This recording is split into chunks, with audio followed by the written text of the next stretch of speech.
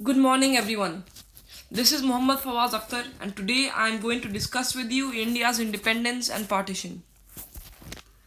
We will be talking about the arrival of the British in India, factors leading to independence from British in India, key movements or struggles that led to India's independence, the contributing factors to India's partition, the partition of India, and its impact on the people. India's independence and partition in 1947 changed history. They ended British rule and split the region into India and Pakistan. This caused significant violence and mass migration. Studying this time helps us understand its lasting impact. Let's delve into the history of India's independence and partition. Let's talk about the arrival of the British in India. The East India Company (EIC) got its trading rights in India in 1613 during the reign of Emperor Jahangir. Initially focused on establishing trading posts, the company gradually expanded its presence through diplomatic and military means, forming alliances with local rulers to secure trade advantages. By the mid 18th century, the EIC had grown in influence and military prowess, leading to significant engagements such as the Battle of Plassey on 23rd June 1757. The battle was fought between the EIC under leadership of Robert Clive and the forces of Siraj-ud-Daulah and his French allies. This pivotal battle, won through political maneuvering and military strategy under Robert Clive, marked the beginning of British dominance in Bengal and laid the groundwork for their eventual control over much of the Indian subcontinent.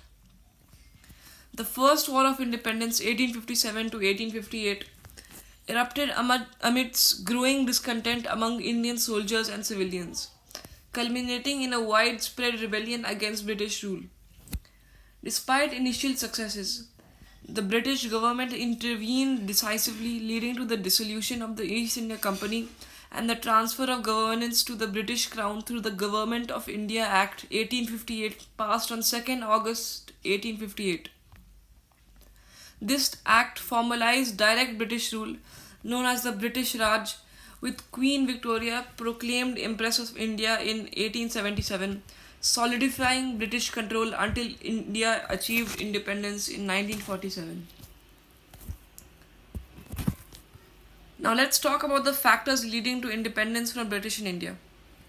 The first factor is the economic exploitation of the Indians by the British.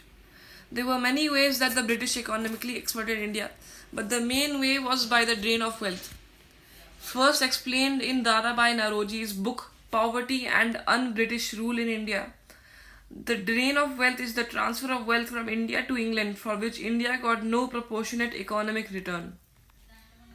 This means that India's money was being taken and sent to England and now none of it was used in welfare of Indians. The second factor is the suppression and favoritism of certain languages and religions in India. This was to create a divide between the people of India, creating resentment between communities. The third factor is the passing of many arbitrary laws that caused discontent among the Indians. For example, the Vernacular Press Act, the Transfer of Property Act, etc. The fourth factor is the influence of modern education on the Indians. As the Indians learnt about the ideas of liberty, equality, independence, etc. from Western schools, the Indians started getting inspired to demand for self-government. Last but not the least, the growth of nationalism. As the Indians understood that they had to be united by their heritage and culture, nationalistic feelings started emerging. Now let's talk about the key movements or struggles by the Indians that led to the independence of India. The first one is the formation of an INC. A.O. Hume, a retired British official, recommended the British to make an organization that could help the Indians to voice their wants and opinions to the British. The proposal got a positive response, and INC meetings were held every year at a different center with a different president, and their objectives changed time by time. The INC achieved its goal of independence in 1947. The next movement is the non-cooperation movement led by Mahatma Gandhi. It started on 5th September 1920 and was aimed at not cooperating with the British through non-violent methods and promoting self-reliance. Mahatma Gandhi halted the non-cooperation movement on 12th February 1922 after the Chauri Chaura incident on 4th February 1922. The Chauri Chaura incident was an incident in which policemen fired into a crowd of protesters participating in the non-cooperation movement. It caused the death of 3 civilians and 23 policemen. The next movement, also led by Mahatma Gandhi, was the civil disobedience movement. Mahatma Gandhi launched the movement when the British government did not give a positive response to Gandhi's 11 demands. It began with the famous Dandi Salt March on 12th March 1930, in which Gandhi and his followers marched 240 miles to protest against the British salt monopoly. This movement saw disobedience by the Indians towards British suppressions. This movement ended on 7th April 1934 after the Gandhi-Irwin Pact, which was a pact signed between Mahatma Gandhi and the then Viceroy of India, Lord Irwin. The pact had many provisions, one of which was to stop the civil disobedience movement by the Indian National Congress. The Quit India movement was a movement once again launched by Mahatma Gandhi, which saw many people protesting, telling the British to quit India and leave the country. This movement started on 8th August 1942 when the British declared war on the Axis powers and failed to secure Indian support for the British war effort. The movement began with Gandhi's famous Do or Die speech at Goalia Tank Maidan. The Quit India movement ended on 21st September 1942 after the imprisonment of the freedom fighters participating in the movement, including many famous personalities like Gandhi and Jawaharlal Nehru. This movement was very impactful as it later caused the British to eventually leave India. Now let's talk about the partition of India. First, we will discuss the factors leading to the partition.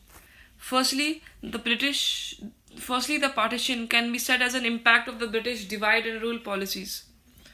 Whether it was between religions, cultures, or languages, it caused deep-seated tensions between communities.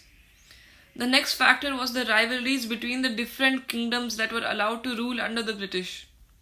This hindered the growth of unity and intensified division between the people. All these factors led to the main factor of them all, which was the demand for a separate Muslim majority state by the president of the All India Muslim League, Muhammad Ali Jinnah, which eventually led to the formation of Pakistan. Now let's have a brief look of the partition of India.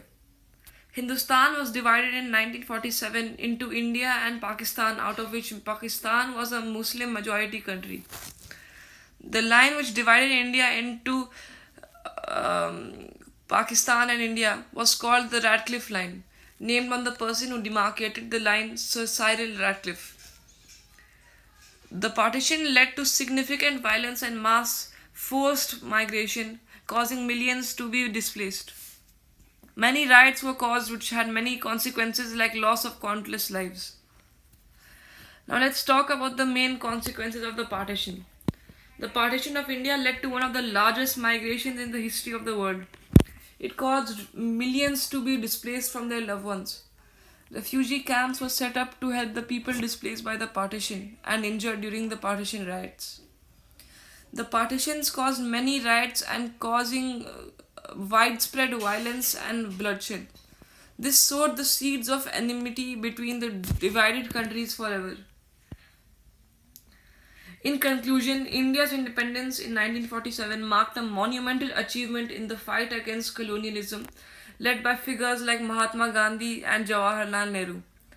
The partition that followed, however, brought about profound human suffering and communal violence. Despite these challenges, India's independence remains a symbol of resilience and the beginning of a journey towards democracy and progress.